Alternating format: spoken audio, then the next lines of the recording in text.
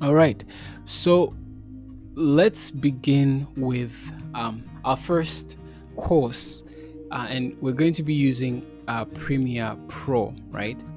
And Premiere Pro is a good it's a good software, and really all you have to do is, and this is true with any other software, you click on creating a new project. So we'll call this examples, for example, and then you see all the details you could fill in there. Every single thing has a meaning, so only do what you know and just move on. There's no reason to keep waiting for things that will never happen. So depending on the computer you have, whether it's fast or slow, it will also affect the software you're using, because now software means it has to take the video. The software has to take the video, store it somewhere, make sure everything is synced nice, and then you can add thousands of things on top of that. So this is how Premiere Pro looks like. The version I am using is 2022. I think each year they release a version. But as you can see already, what you see is that you see so much things going on already. You can see these tabs that are very important. There's learn, assembly, editing, color, effects, audio, captions, etc. And when you click on either of them, it does something. It changes how it looks, right?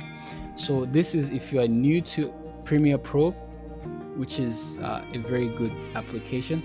You just start with learning. I will be honest with you, I never used the learning because I don't like too much knowledge. I love too much practice. And then there's the assembly if you want to assemble things, and then editing. So I just go straight to the editing because I want to edit, right? So we want to edit, and already you can see they tell you import media to start.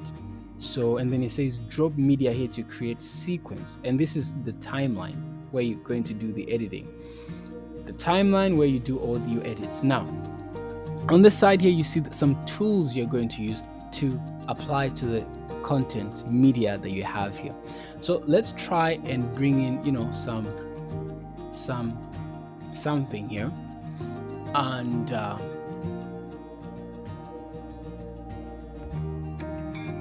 okay.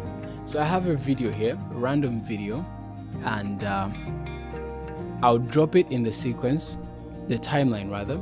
And once I do that, it creates a sequence, right? So everything is in the timeline, and when I play, that's what happens. There's no sound in this video, so it's just that. So let's say maybe you want to use this as a promo.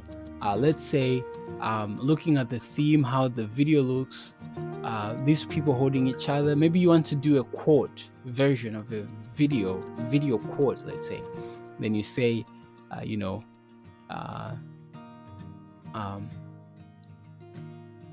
two is better than one, or you can say whatever you want to say. But the idea is with this Premiere Pro, you have many options of what you can do. So using the tools, I can simply click on T and just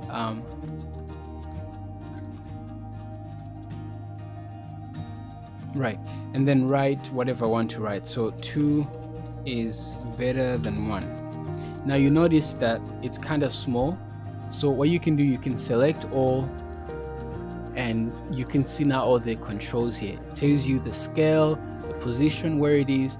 So by increasing the scale, it changes the size. And then as I move this, this way and that way, it also changes how this whole thing looks like. And the cool thing, you can just drag the whole thing along, and it should be able to be placed in the right position. Now my computer is slow, so anyways, so 2 is better than 1, right? So you can have that pop up somewhere. But you see now we're adding typography to a video, so it's gonna go there, and then after some time it's going to show 2 is better than 1. You can make that a quote and put the reference where it's found. This is actually found in the book of Ecclesiastes. The wisest guy was saying, you know what, 2 is better than 1. Okay, so by using typography, we can literally change how a video looks like. Well, I think I'm getting into the advanced mode, but I just want to introduce you guys to Premiere Pro. It's that easy. You can add, your titles. You can cut things using the razor tool. Then there's the selection tool for selection. It's pretty kind of intuitive as well. As you read these things, you just have to do it once, and then you keep doing it, or you'll be ready to do it next time. So this is not all that Premiere Pro has to offer, though. Premiere Pro has other things, like if you go to color, you can mess up the color of the thing. Not mess up, but fix the color, change the color, let's say, using the color section, and it's pretty organized. So the color is for color, audio is for audio, the captions is for captions, and graphics, and so you have different options on that. So once I click on the video, it actually gives me different things I can change here. The white balance, the tone, highlights, shadows, whites, blacks. Anything I change here will affect the overall look of my video. So it's up to you, as in how do you want something to look. So right now I just pushed the exposure all the way to maximum, and look at what it does. Now I wouldn't say it looks ugly, because that it could be an effect you want to create. Let's say you want to create an effect where it's, well, weird effect for sure, or you can decrease the opacity a little bit, the exposure a little bit, and then the contrast, you can change it. And as you change the contrast, you see that you end up with something that doesn't look, the colors don't look as contrasted or different from each other. But if you increase the contrast, whatever is dark and white becomes totally obvious and like contrasted to each other, I should say. There's the highlights. You can move around to see what look it gives you, and then we're going to go into the details of exactly what each does in the Pro version.